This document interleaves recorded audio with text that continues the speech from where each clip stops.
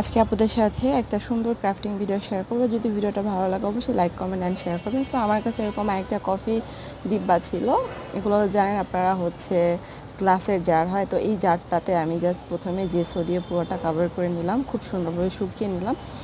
So শুকানোর পর এখানে জাস্ট আমি এখানে সব কিছু আমি ওয়াটার কালার ইউজ করছি। আপনারা আপনাদের যে কালারটা পছন্দ সেটা ইউজ করলে হবে। এখানে আমি আমার মতো করে যেমন ইচ্ছে তেমন শেপ দিয়ে নিচ্ছি।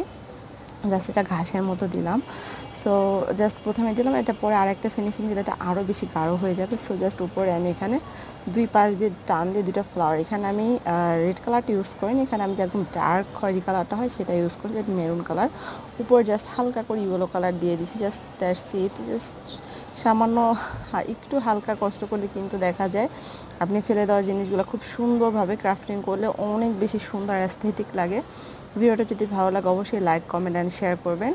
অ্যান্ড এই উপর দিয়ে আমি জাস্ট এরকম একটা রশি টাইপের দিয়ে দিলাম। এখানে আপনি যে কোনো ধরনের দড়ি ইউজ করতে পারেন, দেখতে অনেক সুন্দর অ্যাস্থেটিক লাগে। অ্যান্ড আমি এর ভিতরে মাটি দিয়ে এই এই সুন্দর গাছগুলো দিয়ে দিলাম। এই গাছগুলো কিন্তু অনেক বেশি সুন্দর, যে ইনডোর প্ল্যান্টের মধ্যে বেস্ট প্ল্যান্ট।